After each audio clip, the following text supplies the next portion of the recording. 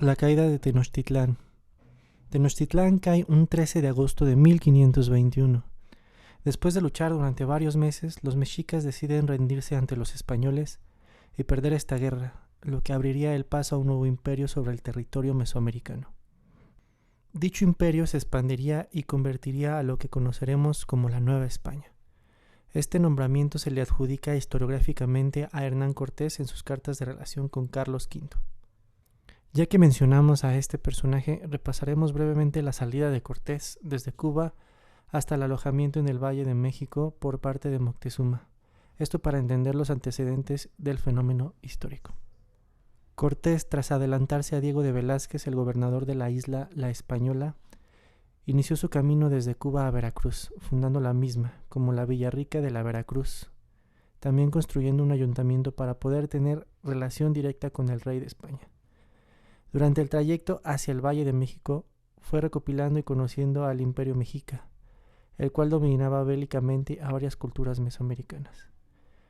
En este caminar reconoció contextos históricos y sociales para elaborar alianzas, así como conquistar pueblos a los cuales iba encontrando y en este proceso darles un nuevo nombre a estos territorios. Ahora, uno de los puntos importantes de este fenómeno fue la llegada de Cortés a Cholula, donde el ejército español realizó una matanza, lo cual tiene varias versiones de cuáles fueron las intenciones, pero lo que sí está claro es que generó una inmensa intimidación a los pueblos de la zona. Siguiendo esta línea, Cortés en este punto formaría una alianza con los de Tlaxcala. Valoro que es pertinente mencionar que los tlaxcaltecas tenían una enemistad con los de Cholula, y esto significó quitar a uno de sus enemigos del mapa de una manera muy violenta. Los españoles siguieron su curso hacia el Valle de México, pero Moctezuma trató de impedir su acercamiento, enviando constantes mensajeros con dádivas de oro y otros objetos de plumería, con el fin de frenarlos, pero ninguno de los mensajeros logró detener a los españoles. Y como consecuencia de este avance, dio el primer encuentro entre Moctezuma y Cortés, el cual sucedió el 8 de noviembre de 1519. Los españoles venían por Iztapalapa, llegando hasta Xocoloco. Moctezuma salió al encuentro. Los traductores jugaron un papel muy importante en este diálogo, el cual está plasmado en diferentes crónicas. Al terminar, Moctezuma II aloja al grupo de Cortés en el palacio de Axayacatl, en el cual se establecieron por un largo tiempo, ya dentro de México Tenochtitlán. Durante el pasar de los días, fueron frecuentes las visitas de Moctezuma. Ahora aquí es donde inicia el principio del fin. Durante las preparaciones de la fiesta Tuscoatl, Cortés parte de la ciudad para enfrentar a Pánfilo Narváez, quien fue enviado por Diego de Velázquez con la intención de capturarlo. En esta ausencia y durante la celebración dedicada a Huitzilopochtli, Pedro de Alvarado, conocido como el Tonatiuh, inicia el ataque a la ciudad de Tenochtitlán en plena celebración. Del otro lado del mapa, Cortés sale victorioso de esta batalla y gana un gran número de soldados y prepara su camino de regreso a la Ciudad de México. Al entrar a la ciudad se encuentran con los españoles acuartelados, mientras que los mexicas a la expectativa de atacar. Aprovecharon el arribo de Cortés para iniciar la defensa de la ciudad, haciendo que los españoles volvieran a acuartelarse y esperaran la noche para huir, conocida como la famosa Noche Triste. Pero esto no les salió de todo el bien, ya que fueron interceptados y atacados mientras huían. Antes de esto, falta mencionar que el cuerpo de Moctezuma fue arrojado al agua, dejando una incertidumbre sobre sus causas de muerte, mientras que las crónicas mencionan que su muerte fue ocasionada por su mismo pueblo. Los códices e informantes de Sahagún mencionan que los españoles mismos fueron los que le dieron muerte por espada. Volviendo a su salida, los españoles tuvieron que refugiarse y fue aquí donde se organizaron y tomaron aliento tras su expulsión, elaborando estrategias para rendir a la ciudad de Tenochtitlán. En este punto también las enfermedades nuevas azotaron a las comunidades, debilitando y reduciendo en gran número a sus habitantes. Los españoles ya planearon su nuevo ataque y lo ejecutan por dos diferentes frentes. Uno comandado por Pedro de Alvarado, entrando por Tlatelolco, y el otro por Cortés, entrando por Texcoco. Logran sitiar a los mexicas en Tlatelolco y manteniéndolos ahí durante 80 días aproximadamente. A este se le conoce como el sitio, y durante este periodo atacan diferentes lugares, logran quemar templos y destruyen la ciudad, llevando así la rendición del pueblo mexica, el cual era comandado para este punto por Cuauhtémoc, que también se entregó a Cortés y dio fin a esta guerra. De igual manera, de este suceso hay varias versiones. Al final Cuauhtémoc fue aprisionado y asesinado por manos españolas, y pues de este suceso surgen muchas historias más. La caída de Tenochtitlán le dio su primera victoria al expansionismo español, el cual por tradición romana fundaría una ciudad centralizada que se convertiría en el primer virreinato en América. Guerra Chichimeca. Durante el periodo de 1520 a 1531 se edificaron varias ciudades sobre los restos de la cultura mexica. Una de estas fue Nueva Galicia, que entonces ocupaba los actuales estados de Jalisco, Colima, parte de Zacatecas y de Nayarit. El conquistador Nuño de Guzmán se encargó de desplegar por la fuerza a varios pueblos sedentarios y nómadas del norte de Nueva Galicia. En 1541, los nativos, cansados de los malos tratos y decididos a defender su modo de vida, sus creencias y sus ancestrales tierras, comenzaron a rebelarse primeramente evitando asistir a misa. En esta rebelión participaron coras, huachichiles, cascanes, zacatecos, guámares, huaymanotas, tepehuanes, irritilas y huicholes, entre otros. Varios soldados mandados por frailes fueron autorizados a llevar por la fuerza a los inconformes, lo cual asentó más el descontento de los rebeldes. Muchos autóctonos sedentarios abandonaron los poblados de los españoles y se refugiaron en los cerros, adaptando de nueva cuenta la vida de cazador-recolector seminómada. En las montañas se encontraron con más indígenas que habían decidido hacer lo mismo. Así, después de varias reuniones entre tribus y liderados por varios tlatoanis, la rebelión generalizada comenzó. Al grito de Axcanquema, Tehuatl, Nehuatl, o en castellano, hasta tu muerte o la mía, los grupos de originarios armados atacaron soldados españoles, quemaron conventos, iglesias y pequeños poblados, tendieron emboscadas, mataron frailes, ciudadanos españoles, negros, mujeres, mulatos, indígenas aliados de los blancos, ganado y caballos. Tras varios ataques, los guerreros se unificaron en el Cerro del Mixtón, desde donde atacaban a las caballerías españolas que eran enviadas por el gobernador de Nueva Galicia, Cristóbal de Oñate. Frailes misioneros subían al cerro para tratar de entablar conversaciones y así lograr la paz por medio de prédicas religiosas. Según las crónicas, el franciscano Juan de Calero intentó dialogar con los rebeldes con su Biblia en la mano, a lo que uno de ellos respondió rabiosamente: «Ya no nos predicarás más del cielo ni del infierno, no queremos tu doctrina». Después de estas palabras mencionadas en idioma de los salvajes, lo atacaron y lo mataron con flechas y lanzas. Fernán González de Eslava describía a los bárbaros así: «Dentro de su furor esquivo se encierran todos los males, y con flechas infernales a ninguno dejan vivo de los misioneros vivientes». El 9 de abril de 1541, conociendo los ciclos naturales y teniendo lo salvaje a su favor, los naturales aprovecharon la aparición de un eclipse solar para sorprender a los blancos y matar a la gran mayoría. Este golpe fue tan duro que el mismo virrey solicitó la presencia de Pedro de Alvarado, aquel que en su momento había sido capitán de Hernán Cortés, quien había ayudado en gran manera a derrotar totalmente a los guerreros Águila y Jaguar, quienes resguardaban Tenochtitlán, pero en su misma altanería y megalomanía lo harían caer ante los pies descalzos de los salvajes del Mixtón. Alvarado no esperó refuerzos y se enfrascó en sangrientas batallas, las cuales día con día fueron ganando y resistiendo los guerreros nativos. El 24 de junio, durante una batalla en los bosques del Peñón de Nochistlán, las flechas, lanzas y rocas harían correr a los españoles liderados por Alvarado. Ante los gritos de los salvajes, su actitud hostil y su apariencia agresiva, los hombres se salieron de control, generándose una carambola humana, así aplastando unos a otros cuesta abajo.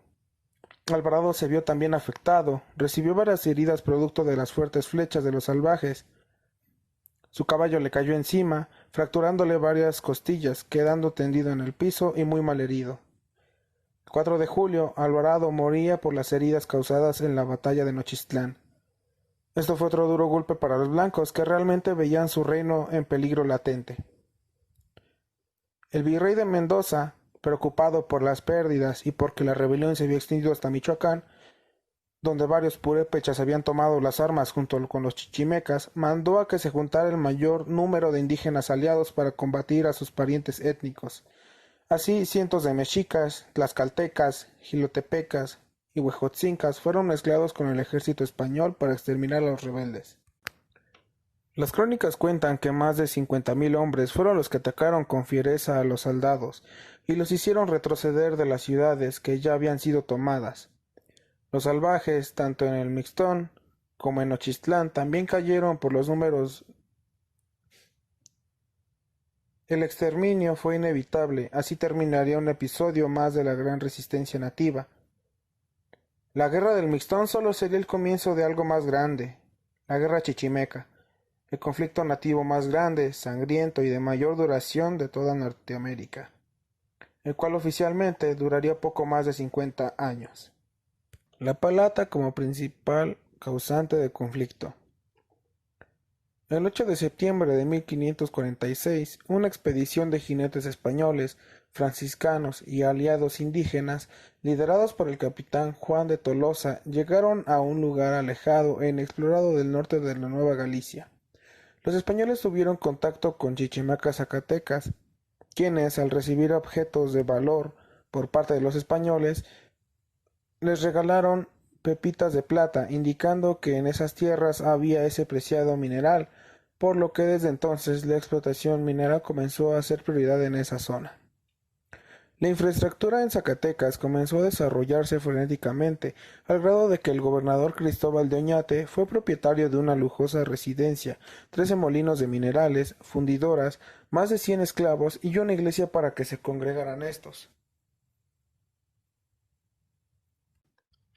Para 1549, cuando el negocio de la minería había surtido efecto y se hacía más sólido, las noticias de enriquecimiento en Zacatecas llegaron hasta los oídos de los adinerados de la Nueva España, por lo que Zacatecas se convirtió en un punto de encuentro de aquellos que querían volverse ricos o aprovecharse de la situación en cualquier forma.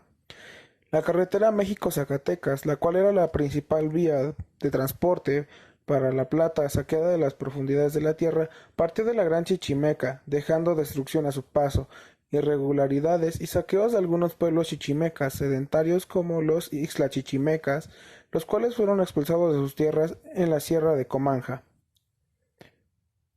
Bastaron una serie de este tipo de situaciones para que los aborígenes sedentarios y nómadas se formaran hostiles para los invasores y actuaran. La guerra. La tortura y abusos de los españoles dieron entrada a un reavivamiento de la rebelión de los originarios. En 1550 se registró una súbita resistencia de estos en contra de los proyectos mineros y de todos aquellos que los sustentaban. Los cronistas señalan ese año como el inicio de la guerra chichimeca. A finales de ese año, cuando un grupo de salvajes zacatecos mataron a un nutrido grupo de tarascos, los cuales ayudaban a los españoles y que iban rumbo a Zacatecas llevando plata, los tribeños asesinaron a todos y se llevaron a toda la mercancía. Otro grupo de zacatecos robó rebaños, propiedad de Cristóbal de Oñate y Diego de Ibarra. Los zacatecos eran nómadas que vivían de la caza y la recolección, aunque algunos, muy pocos, eran grupos de sedentarios. Los guerreros teochichimecas de los Guachichiles comenzaron las depredaciones en serie, atacando rebaños propiedad de los arriba mencionados y matando a sus pastores. Pedro de Ahumada describió a los Guachichiles así: los guerreros del norte eran hombres bárbaros, atrevidos y grandes ladrones, la gente más belicosa de los indios que se había visto en estas Indias, gente indómita y arrogante con una audacia que crece día tras día, tan poderosos que los españoles tiemblan en su sola mención. En julio de 1551, los guachichiles atacaron ferozmente una caravana propiedad de Cristóbal de Oñate, en donde resultaron muertos el chofer, un portugués, 2 negros y 5 indígenas aliados, además las mercancías fueron robadas.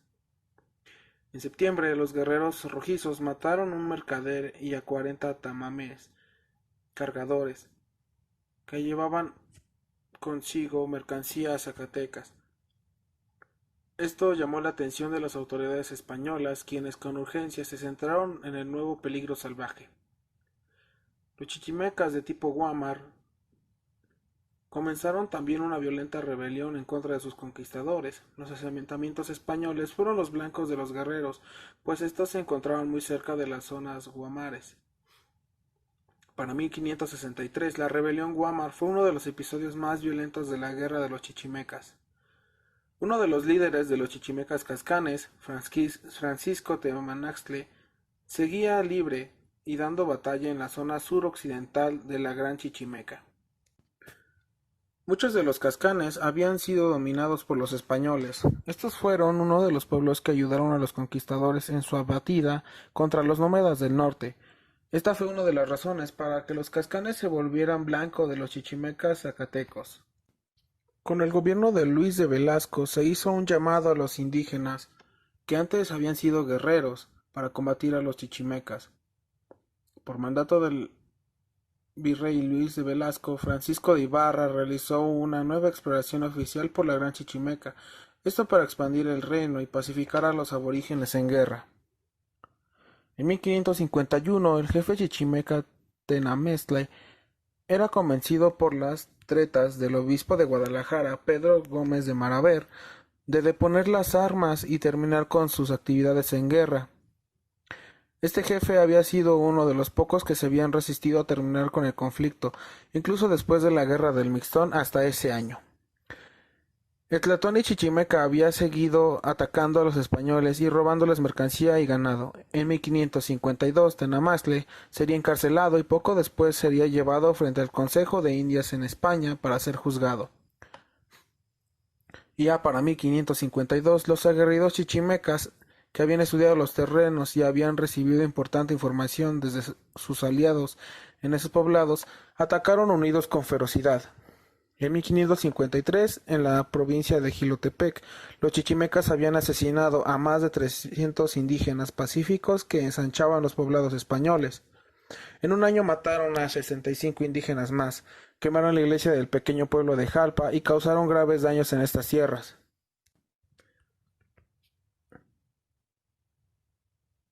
El jefe chichimeca Maxorro en 1554 se había organizado coordinadamente con otros grupos de chichimecas para hacer el ataque algo más destructivo y devastador. Ante el llamamiento de guerra extendida por los chichimecas, muchas otras tribus provenientes de diversas partes del país comenzaron a asaltar caminos, destruir poblados y desmoralizar al ejército español.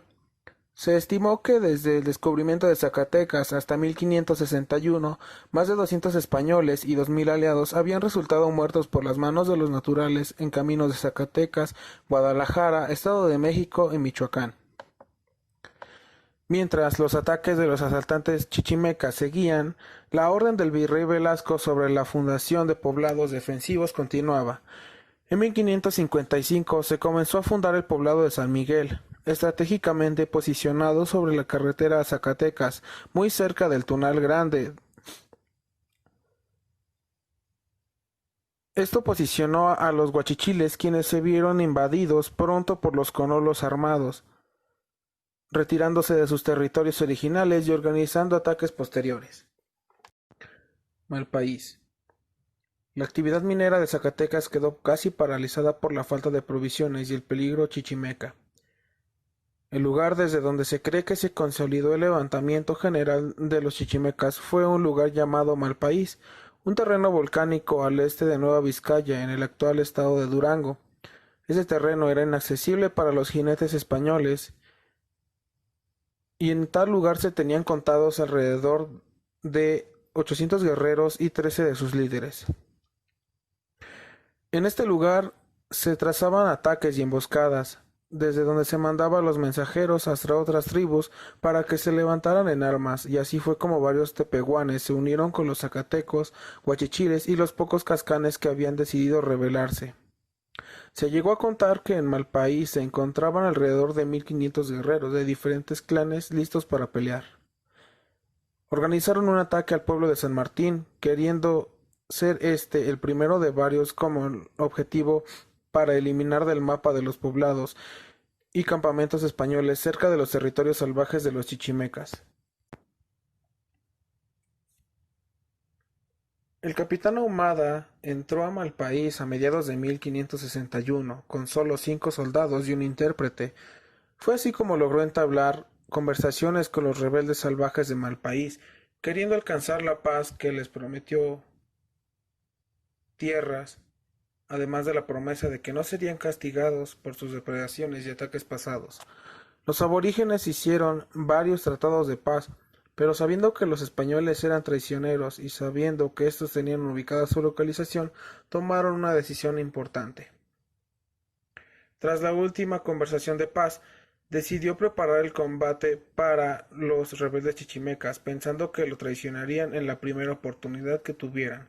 Así que ordenó que 12 de sus caballos y 80 hombres fuertemente armados se posicionaran a las afueras del terreno volcánico de Malpaís para que detuvieran a cualquiera de los salvajes que salieron de ahí. Ahumada entraría con su principal fuerza de infantes a tratar de desalojarlos. Conociendo el camino, llegó hasta donde había tenido aquellas conversaciones de paz.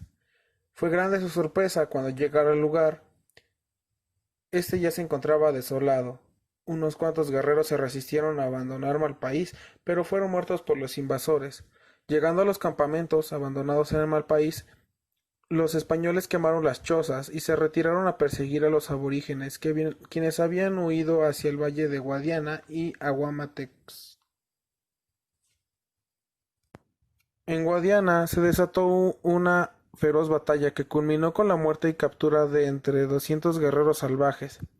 Al ver la derrota aplastante de los españoles sobre los aborígenes, los tepehuanes firmaron un tratado de paz con los blancos, quienes aprovecharon la situación para recaudar información que ayudara a saber cuáles eran los demás escondites de los chichimecas. Los salvajes no aceptaban fácilmente estar cautivos. Cuentan los cronistas que al menos 100 guerreros que estaban encarcelados en el presidio de Peñón Blanco lograron romper sus ataduras, derribaron el presidio y con piedras atacaron a la Guardia Española, capturando al menos a una docena de soldados y los mantuvieron cautivos resistiendo la abatida de los refuerzos que llegaron a pacificar la situación. La resistencia de los nativos se dio bajo condiciones creadas por ellos mismos, pues no tenían sus arcos ni sus flechas, ni sus demás armas, solo con estrategia, ferocidad, y lo que tenían a la mano fueron capaces de dar pelea hasta la medianoche del día siguiente. En octubre de ese año, el capitán Pedro de Ahumada, junto con su ejército, regresó a Zacatecas en búsqueda de los guachichiles responsables del asesinato de Fray Juan de Tapia. Así atacó un campamento de estos, capturando y matando a más de 100. En un lugar conocido como el Tunal, se concentraron unos 1500 guerreros chichimecas, quienes desde un punto trazaban sus tácticas de ataque, como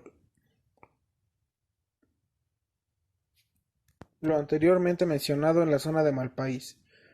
Debido a una rápida intervención española, aparentemente la liga no se llegó a concretar, aunque cuando Ahumada salió de Zacatecas creyendo que había dispersado a los chichimecas de guerra, se enteró de que la información que le habían dado aquellos salvajes hechos prisioneros solo era para que los demás salvajes siguieran y estudiaran los movimientos de los blancos desde los cerros. La rebelión de los Guámares. Los chichimecas de tipo Guámar o extlachichimecas comenzaron una serie de conflictos violentos que se agudizaron entre los años de 1563 y 1568. Los continuos asedios por parte del ejército español y sus constantes traiciones en contra de los nativos de la zona de Pechichitane o Chichiquemillas actualmente dieron paso a un levantamiento centrado en atacar los asentamientos y pequeños poblados de la corona española. Los ixtlachichimecas arrasaron totalmente el asentamiento de Pénjamo, Asesinaron indígenas pacíficos, colonos y soldados españoles. Poco después, los chichimecas de guerra se dirigieron al pueblo de Comanja. Ahí quitaron la vida a todos los pobladores, dejando solo a 2 sobrevivientes. Esto según fuentes cronistas. La corona encomendó a Alonso de Zurita la pacificación de los aborígenes por medio principalmente de la religión, seguidamente por la concesión de tierras a familias españolas en puntos mucho más estratégicos, formando fuertes. Así la ciudadanía ayudaría a la labor de pacificación sin entrar necesariamente en la guerra. Mientras muchos de los naturales aceptaban las nuevas creencias, otros más fueron astutos. Fingían aceptar los cultos y los rezos y las enseñanzas, solo para familiarizarse con el enemigo. Así fue que los guamares se fueron ganando la confianza de ciertos españoles. Por consecuencia, les enseñaron a montar a caballo y a manejar la espada y los arcabuces. Los españoles pensaban ingenuamente utilizar a los guamares para combatir a los huachichiles y zacatecos, los únicos 2 grupos salvajes que pensaban erróneamente que seguían en pie de guerra. Los guamures empezaron el momento adecuado para rebelarse nuevamente y los soldados fueron sorprendidos cuando los guamures que instruyeron se toparon en la batalla frente a frente. De entre ellos era evidente la utilización de sus antiguas armas de batalla, el arco, la flecha y la macana, pero lo que fue sorpresivo fue que también portaban espadas, arcabuces y montaban a caballo, pintados con símbolos de guerra, agitándose y gritando. Esto mezclado con la agilidad de lucha corporal, la adaptación de su medio y la limitación de agua y comida hicieron que los guamures, una de las etnias más peligrosas para la paz española, se rebelara nuevamente. Los españoles quisieron reconstruir el poblado de Comanja, pero este fue borrado prácticamente del mapa en un ataque masivo de guamures en 1568. Cesión de terreno. Lo único que les quedaba a los españoles era la negociación con los nativos, por lo que varios frailes, acompañados de decenas de soldados y cientos de indígenas aliados, tuvieron numerosos encuentros con los líderes de la rebelión guamar, a los que les ofrecieron tierras y regalos, y acordaron que no los tomarían como esclavos y que ya no venderían a las mujeres y a los niños. Perdonarían sus ataques, rapiñas, emboscadas, asaltos y destrucción. Fue así como varios líderes rebeldes se detuvieron en los ataques y prefirieron aceptar las atractivas condiciones de los colonizadores. Mientras los guamures cedían terreno, las fronteras se militarizaban y los frailes en son de paz visitaban los poblados chichimecas, convenciendo a los nativos a dar visto bueno a los mandatos bíblicos. Pero los ataques no acababan. Para 1570 varios teochichimecas atacaron al fuerte de Tazazalca, Michoacán, dejando varios soldados muertos en diversas ocasiones. La rebelión encabezada por los chichimecas había sido domada, así como muchos de los líderes al ser perdonados tras aceptar los tratos de la corona, había algunos otros que no permitían hacer negociaciones con el enemigo. Para ese año ya estaban más que reconocidos, ya que los recién convertidos los habían señalado. Los líderes chichimecas, principalmente huachichiles que seguían en pie de guerra, eran Bartolomillo, quien fue sitiado y ahorcado por Francisco de Sande; Antón Rayado, quien sucedió a Bartolomillo después de que lo condenaran a la horca; Martinillo, el líder del más grande y destructor grupo de huachichiles que había causado más daños a los españoles que ningún otro grupo. Y otros líderes huachichiles fueron Acuaname, Juan Tensoy, Machicaf, Naconalame, Moquimaal, Huascualo y Gualiname. Cocolistli. En 1576, mientras los aliados de los españoles conquistaban terreno de la Gran Chichimeca y se ganaban más aún la simpatía de los invasores, en particular de los españoles, una epidemia golpearía precisamente a esos indígenas aliados. Así como si la naturaleza les enviara una maldición, el cocolistli mermaba la salud de este grupo humano en específico. Los síntomas de cocolistli eran fiebre alta, lengua negra, hemorragias nasales, sed intensa, ojos y piel amarillos, convulsiones, delirios, orina verdosa y demás.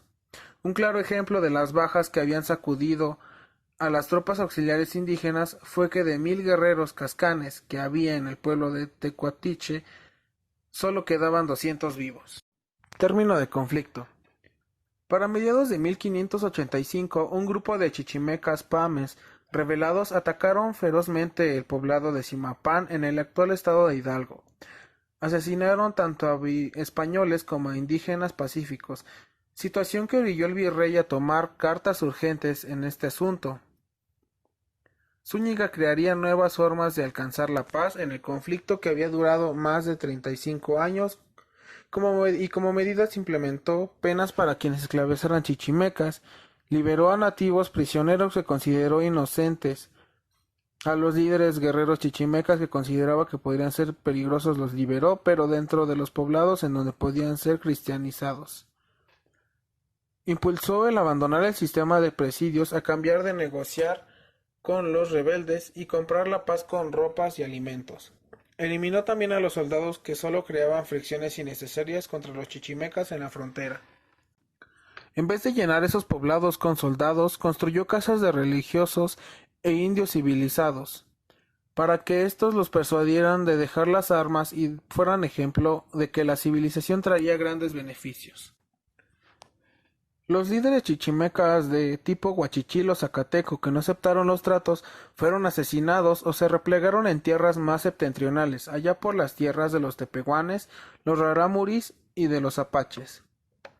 A pesar de los acuerdos, el conflicto continuaba, pero con menor relace que en años anteriores. En 1588, un nutrido grupo de chichimecas en resistencia había estado depredando y atacando a los españoles en Yuriyapurando, en donde purépecha significa lado de sangre, lo cual llamó la atención de los rebeldes, que se hacían pasar por conversos católicos, pero que solo esperaban la oportunidad para escapar de nuevo al monte, lugar al que pertenecían.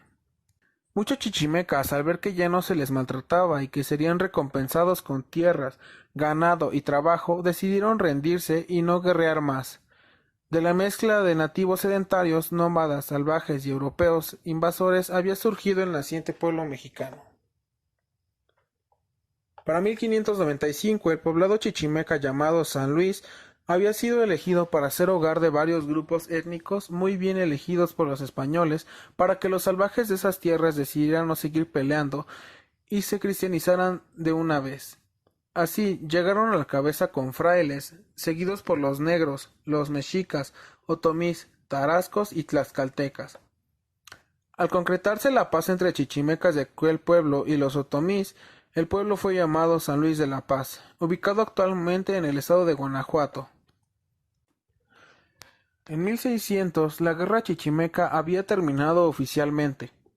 Los ataques se habían reducido a unos cuantos muy aislados. Aunque existieron otros levantamientos no menos importantes, dos de los que podemos mencionar fueron la revuelta de los tepehuanes de 1616 a 1618 y el regreso de los huachichiles a los ataques en Río Verde, San Luis Potosí, de 1628 a 1629. Los líderes habían sido comprados y ejecutados. El poder de convencimiento de los frailes respecto a adoptar las nuevas creencias en el nuevo continente por parte de los nativos dio en el blanco. Los europeos habían podido domar a sus más fieros enemigos, no sin antes asesinar a los que para nada aceptaron tener contacto con ellos, a los que prefirieron morir al grito del pavoroso de Axcan, Quemán, Tehuatl, Nehuatl, antes que abandonar sus modos de vida y sus creencias autóctonas. La rebelión de 1624 sucedió un 15 de enero y fue un movimiento popular multicultural que buscaba y logró derrocar al virrey Diego Carrillo de Mendoza y Pimental, marqués de Güemes, donde los indígenas tuvieron un rol muy importante. Estos grupos atacaron el palacio virreinal así como el recinto del virrey. Todo esto encabezado por el arzobispo Juan Pérez de la Serna y el licenciado Pedro de Vergara.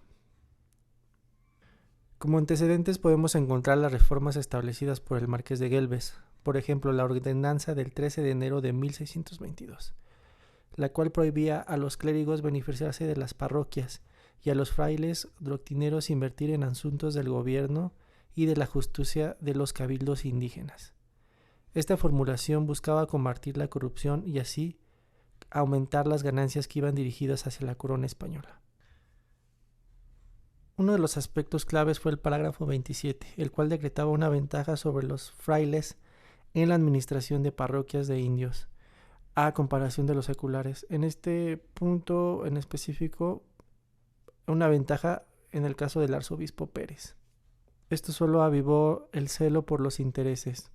Y también dentro de estas reformas estaba el trabajo público y el tributo, por parte de los indígenas con la ciudad. Era distribuido en 3 sectores.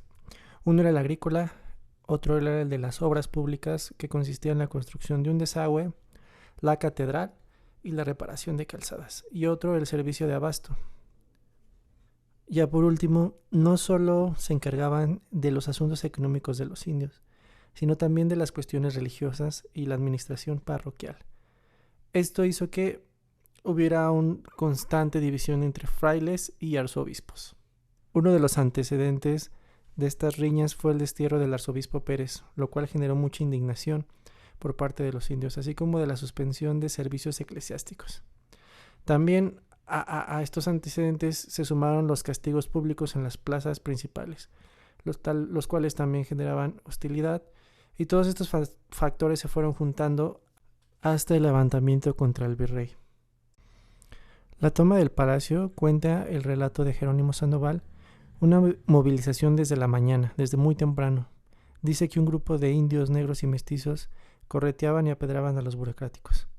También, entre otros testimonios, se cuenta que se puso fuego a la puerta del palacio y que muchos de los participantes se dedicaban a la construcción de la catedral, así como a las zonas de comercio.